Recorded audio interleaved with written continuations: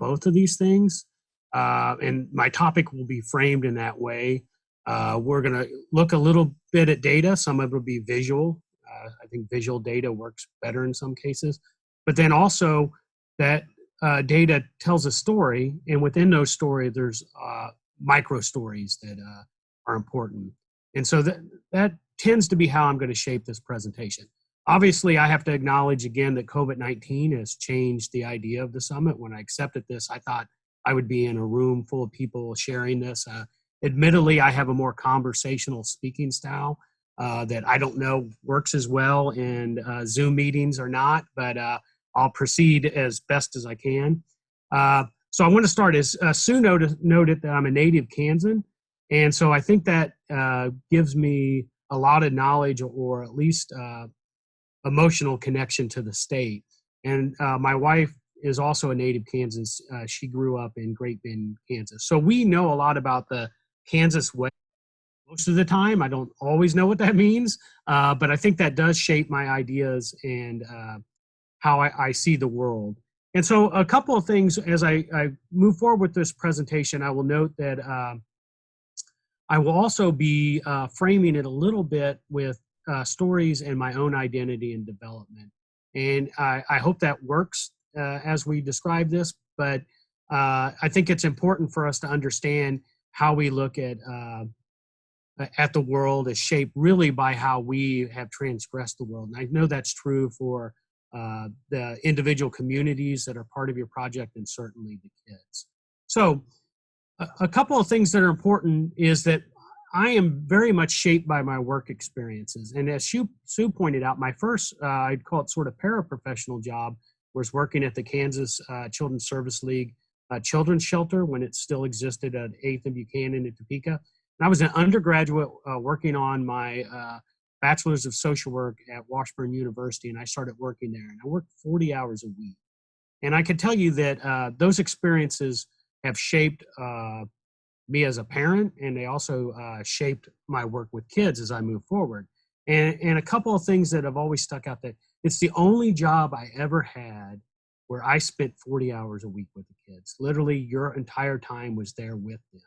And so it had a lot of impact on me in a number of ways. One, you just had to manage children through trouble. So you think about the world in which you are removed from your home for various reasons. They don't have a foster home or other place to safely put you, and you end up in a children's shelter. I think ours had roughly 10 beds. And then staff become your parents in a way, and there's multiple staff. But you really get to know the children in ways you don't. And a couple elements stuck out to me. I can still remember a young woman who was so excited for a visit with her, father who didn't show up. And I had to sit on the steps with her and spend that moment as she tried to process that. I tend to be an emotional person, so I do apologize a little bit. And that face still sticks with me to this day, because here's a person who had to struggle through this, 10 years old, and was real excited and now had to miss with that. And I had to help her process that situation. And moments like that will stick with you the rest of your life. At that same moment, I will tell you, I was in college and I was reading East of Eden by John Steinbeck. And there's a quote from that. And I will tell you, I have this book and it survived a tornado, another Kansas story we don't have time to tell here. But in East of Eden, he describes a statement, and this has shaped my mindset for pretty much my entire life since then. When a child first catches out adults, when he first walks into his grave little head that adults do not always have divine intelligence, that their judgments are not always wise, their thinking true, their sentences just, his world falls into panic, desolation. The gods have fallen, and all safety is gone. And there is one thing about the fall of gods. They do not fall a little. They crash and shatter. They sink deeply into the green muck. It is a tedious job to build them up again. They never quite shine. And so I was reading that as I worked at this place, and it's always stuck with me. And I think that's part of what you're all trying to do with this project is hold up the integrity of communities and adults and honor those children to manage those situations. So Another example from my time at the children's shelter has really stuck with me was a young man who was diagnosed with oppositional defiant disorder. And it always kind of disturbed me that I spent hours with this child, and although he was angry, and I will say rightfully angry given his situation, he did not look like somebody who's heading down a path of antisocial personality. And so it always stuck with me that how the little tags that we can do as a system can influence somebody throughout their life. So those stories have stuck with me. And then I moved on to be a juvenile offender case manager. And in that position, I worked with lots of children. And there are a couple of examples of those that stuck with me. There was a young man, and I'll call Q in this, but he came from sort of a notorious family in Manhattan that had multiple siblings that were in and out of the system. And Q was actually going blind because of some health issues of his mother when she was pregnant with him. And he was very bright. As fate would have it, I actually worked with Q at the children's shelter and then ended up being his case manager because he had been placed there in an emergency situation. And we reached a point with Q where he ended up going to a juvenile correctional facility. All resources been exhausted, foster homes and group facilities refused to take him. Again, a youth that was angry. But I also remember how incredibly bright and the conversations we used to have. And so that was a tough day when we sent him to the correctional facility, and always sticks with me. And then one more, and it's less of a story than just a statement that a child gave to me once, but I had a youth who kept getting in trouble. He was in a school resource room at the high school, and I met with him multiple times, and I met with the school resource officers and the staff, and they defined that basically his identity had become the troublemaker. And so I had a conversation with him. I asked, everybody thinks you're here, that you're just a troublemaker. Is that how you want to be known? And the simple statement, at least I would be known, is what. And so that idea of what identity means becomes very important. So I'm going to use those stories to shape a little bit, and we're going to move some into identity as well. And finally, related to that, I will tell you that I'm a parent now, and I have a 9-year-old and a 5-year-old. And, as a parent, it obviously brings, great joy to my life in many ways, but also stresses and other elements. But it also makes me think more and more about the children in our community who maybe don't have, or even the children I have worked with. So the stories will influence this presentation. So a couple other things I want to frame around here is the importance of social support. I will go into that in a little more detail, but I think that is inherently what Our Town, Our Kids project is about, is building on existing supports and buttressing those supports. And then I'm also going to talk a little bit about the importance of data in understanding the situation, and then narratives, those things that shape us. And we'll discuss narrative theory, which has become something that has really influenced my research agenda over the last few years. Okay, so I believe as we talk about all this, there are 4 visual images that present data that I think are important in social context for the situation. And one, obviously, is the change in population in rural parts of the country. And obviously, the blue areas are where there's growth. The orange areas where there's decline. And we all know our geography of Kansas. We can look and see that most of the state is, in fact, orange. And so this has a significant influence in how we manage things. And it actually, let's be quite honest about it, it has a lot to do with resource management as well. What's available in different communities, et cetera. And so I do think anything that we talk about the state of Kansas now has to be mindful of these changes in populations and how it influences our situation, in particular our work with children. All right, in the next slide I want to look at is the idea of poverty here. And so I also think it's important to note poverty shapes so much of the world we live in. And so as Kansas goes, we're doing okay. Obviously, the darker the state color here, the more poverty as a rate. We're at about 14% as a state for child poverty. And then obviously, though, this does influence life chances. So let's also talk about how poverty is not evenly distributed across communities. across different demographic groups, et cetera. And also the large pockets of rural poverty that are sometimes ignored when we talk about poverty. Many times we think about it as just an inner city situation. And so again, I think poverty then becomes something that we have to understand when we work with children.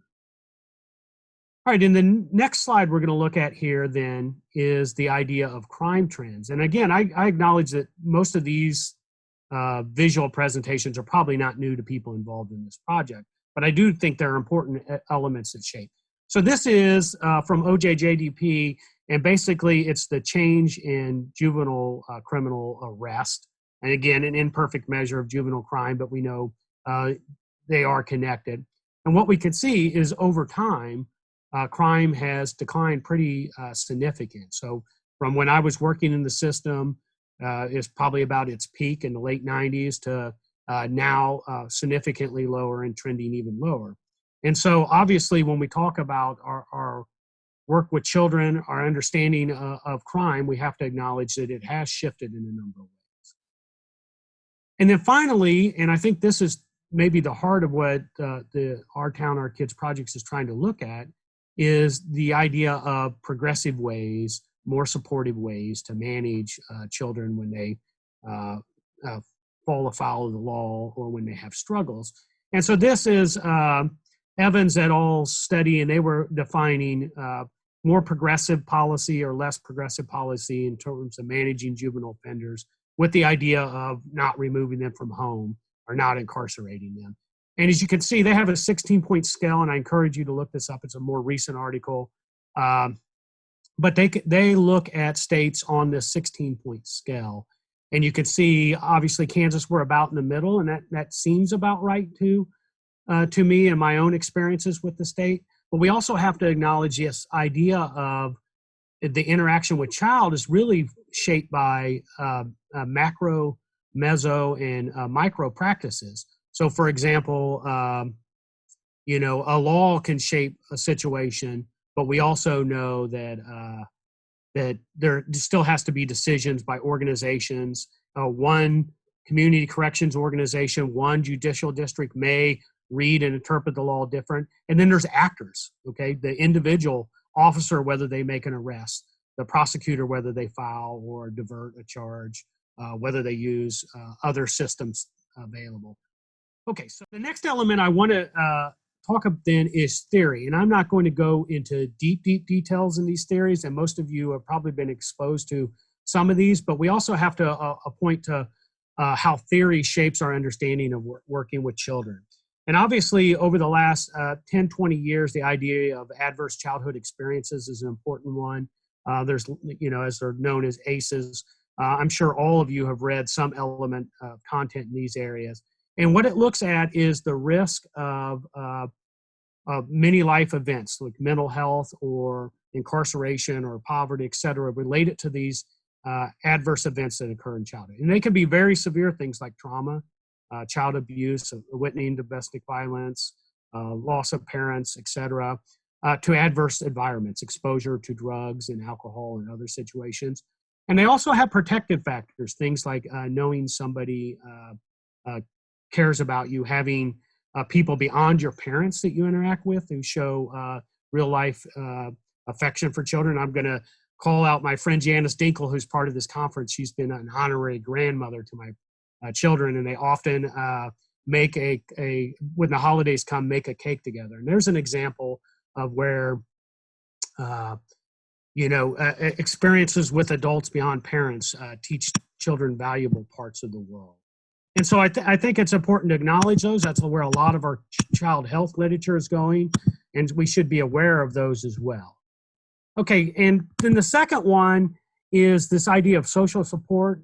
It's become a theory that I've published extensively on, and this is how people survive in the world. Not only children, but it's more important for children in a lot of ways, but also adults. And these social supports take many avenues. One is expressive social supports, and that is just somebody emotionally tells you, gives you that emotional support. You know they care about you.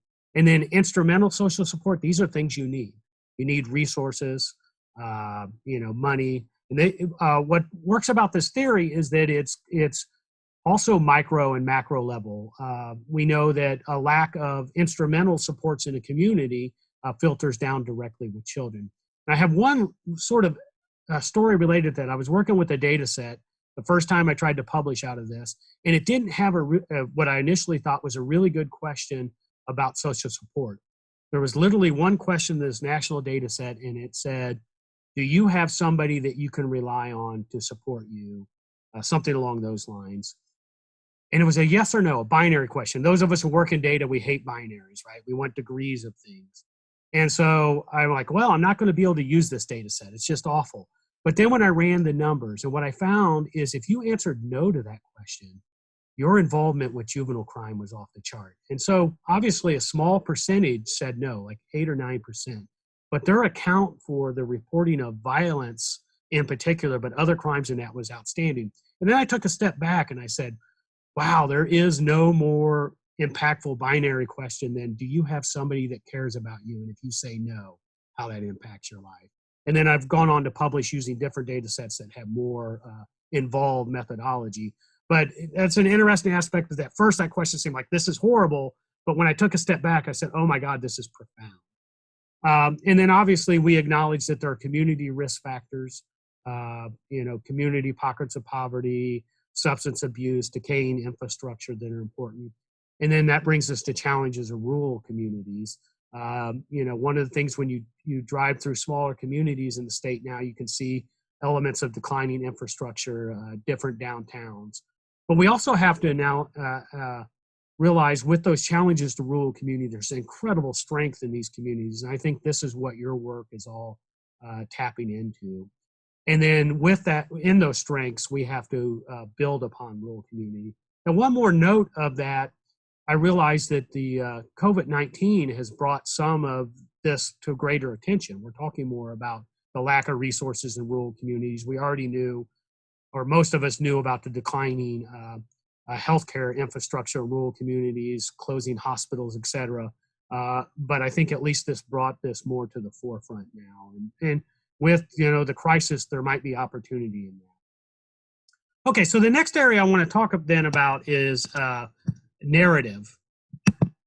And I can tell you, I started to read about narrative criminology, and actually when I was training to be a therapist, I read a little bit about cognitive therapy related to narratives, and I sort of fell in love with this theory and have started publishing in this area. And part of it is how much stories are important to getting information across. And somebody once asked me, what's different about being a teacher compared to being a probation officer or a social worker in the field? And I said, well, my stories aren't as good. And so that's a reality here. And so when we think about a narrative, there's several ways in which a narrative can be thought. One, they can be thought as a formal account. So we know that when I was a probation officer, I'd have to write a narrative report called a chronological log, where I just wrote down what happened in a situation. We know arrest reports usually include a narrative summary. This is what that includes. The file record of a juvenile is a narrative account.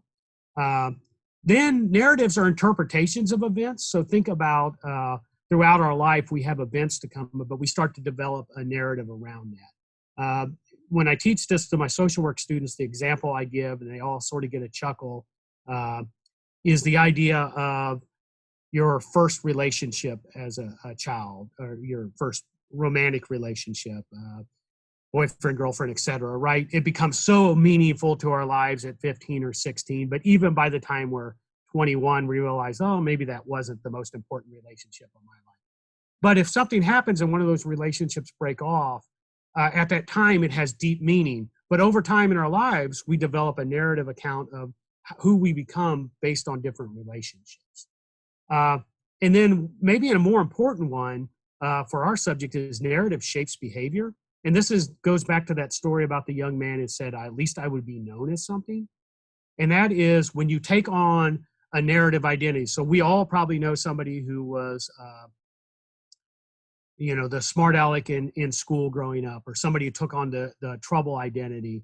And then with that, they shape their behavior. So their choices become a part of narratives.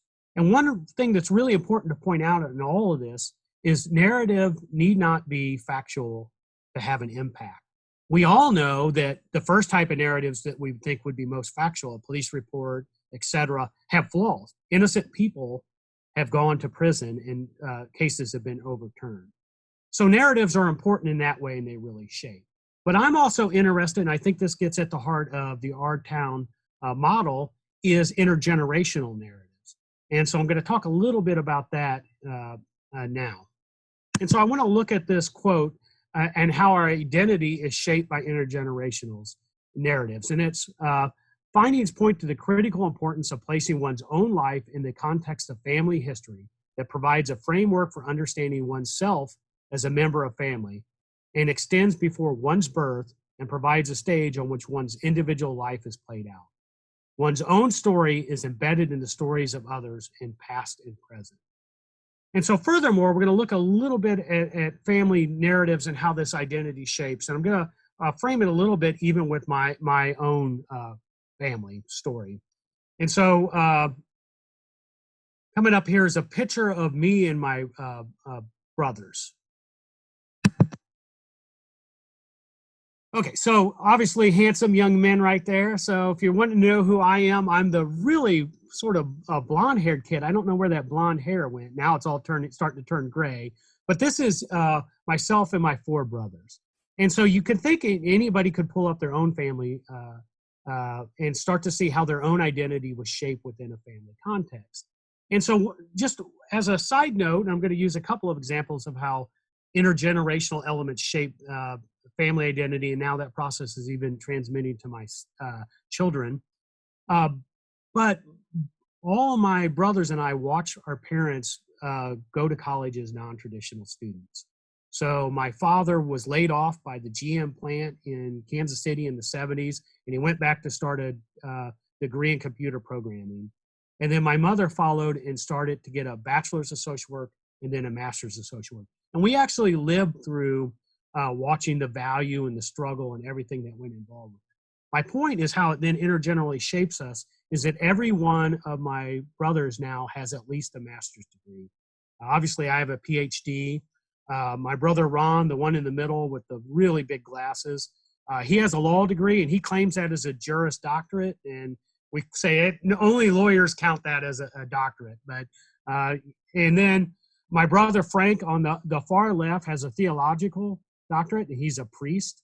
And then the little chubby guy in the middle there is now working on his Psych D after having a master's in public administration and working in a field. So my point is, and obviously I work as an educator, it strikes me that we were really shaped by watching our parents go through the struggle and knowing that that struggle had meaning for them. And so I think as we talk about family narratives, it is important to realize how family narratives then shape the sense of self. And think about this, memories are created and recreated in daily interactions in which we share our stories with others, and how this process is modulated by individual gendered and culture models of self expressed in everyday family reminiscing. Interesting, while we're doing this project, I'm on an app now that allows me to video conference, and since we've been locked at home, my brothers and I are talking more than we ever have. I don't know if others are having that experience. And so last night we were just talking about stories together, and one brother remembers it one way and another remembers it another way, but we have these shared experiences. And then in addition to that, we're surrounded by stories of our parents and other past generations, and that shapes how our own lives unfold. And then past narratives provide the building blocks for a life story. I think that's a lot of the heart of this project as well, because part of it is when you're removed from home or you're taken from your natural element, how do you shape your stories? And do they become more shaped by others? And I will argue that community stories are also shaped by these building blocks. And there's both formal and informal. Every town has a charter and a history, et cetera. But there's also informal elements of how a town develops and how we survived a flood in '93, or how we survived that one year the crops were bad, or how we managed other elements. And so in the next slide, I'm going to give a visual here. And again, I tend to be a visual person, but this is also how things have shaped. So my son is named Casimir Kurtz. He is the third prominent Casimir in our family. Now, I will tell you, it took me pretty much the entire 9 months of my wife's pregnancy to convince her that Casimir was the name for our son. There's not a lot of Casimirs around in, in the 2000s. But where did that come from? The cowboy-looking individual down in the left was my great-grandfather, Casimir. And so we heard stories about how at 21 years old, he picked up and left Germany. He came to the United States. He ended up settling in Atchison, Kansas, and started his family there and became a prominent pillar of the community. And then his son, Casimir, another Casimir, which was my Uncle Kaz, and we heard lots of stories about him, became sheriff in Atchison for a number of years. And so I heard all these stories, and actually, for whatever reason, me and all my brothers would talk about Casimir. And it became something that shaped our identity. So I knew when I had a son, I wanted to name him Casimir. And I will tell you, I was a little lucky. I was the only one of my siblings that had a boy, so I got the name. But it might have been a fight if others had it. And so there's Kaz at his birth, where we're stamping him, but then also taking a name. And he goes by Kaz now, and pretty much everybody loves it, and it sort of fits his personality. And so there's an example of just in my own family life, how the intergenerational elements fit. And then again, when we talk about this in relationship to communities and children, how much being and maintaining the connection to your home community is a part of how your identity will be shaped. And so then the next areas I want to just point out here then is some other things of why family narratives matter. For better or worse, our society still thinks of crime as having an origins in family. Okay, we think of it as a family affair. Some of it goes back to sort of haunting past, things like the eugenics movement, but we still talk about blood. I can still remember, working in the system, and people say, well, that's just kind of their family. As both an idea that they were genetically born that way in some ways, but also an idea that maybe they learned it. And so it's really important that we look at that. The other part is social supports primarily flow from families. And I think of families in very broad types of units, not just maybe the traditional family. And so we replicate those social supports in a lot of ways. The example when I worked at the children's shelter, I became that sort of social support, but we know families are important. And then an acknowledgement for those who have ever trained in family systems theory that we look at intergenerational behavior, and we can actually find a lot of the patterns in our own behavior developed before us. This is why in social work fields, genograms are a popular learning activity where you get to look at your family. And obviously, narratives are adaptive in the larger community. In some ways, we try to shape narratives as well. Okay, so family narratives and work with children. So a couple of things that are important. One is narratives offer a rich and ignored part of social analysis. We often don't hear the stories. And this is where, even when somebody's telling you a known sort of false story, it's important because they are trying to develop a sense of the world, and they use their story to do it. So all of us have a unique narrative that shape who we are. And so it's important to think about that. The common themes that develop in families, whether the theme is you can't trust the system, or people are out to get us, or the community doesn't support us, or the opposite. These are things that can last intergenerationally. Again, my family theme ended up becoming education. Family stories don't often become the actual official narrative of a person. So we have a report on children who have system interaction, those who go on to have criminal justice interaction. So it becomes one form of narrative, but they also have another form of narrative that they often don't get to tell. And so I argue that the importance of family stories is often ignored, except maybe in therapeutic settings where people talk to a therapist about it. But I also think it's important that narratives link to this subcultural element. So Low Presser calls this the idea of narratives in social space, meaning you can't just recreate your own narrative. It's part of an interaction in social space. And then narratives are often based on resistance or oppression. We can think of in our history over time, family histories that account things like that. And then narratives are also how families deal with stigma and loss. And so finally, I think there's a couple of elements related to organizationals and communities. And so I think we must explore shared narratives distinct to our profession. How do what we do shape? How do we tell stories to shape what we do? And then the unique stories that are conveyed. These stories have meaning. My stories that I started with have meaning for who I am and still guide my research in many ways. Storytelling emerges in communities and organizations. I've actually published several papers on how police organizations tell stories and then shapes their worldview. How about language that we use? Specific and maybe not studied. What is the language used in communities, etc.? And how do stories shape, limit, and construct shared identity or the identity of community? So then the final thoughts here then are, and I think a couple of quotes here. Obviously, Maya Angelou has this quote, there is no greater agony than bearing an untold story inside of you. And I think that's an important element here. But also let's realize that no story and no life is ever final. People have different chapters of their lives. I think stories provide a space in which people can claim identities, but also reject identities. Sometimes you have to go to great length to change your story. For example, moving to a whole nother community. And then we also experiment with identities through our stories. And I think this is an important one. And how does our stories teach us who we are? We tell our stories to do that. Often when we're talking about a story, I can think last night, me and my brothers, we're reconstructing who we are and telling these stories. But I also think that people tell stories to explore who they might become. And I think that really ties into this concept of adaptability that you have all had on this project, but also the idea of adaptability communities. And so the story of what we will become, and it's even more dramatic now given the backdrop of COVID-19, is that this is our future. What are the stories we tell to be who we will be?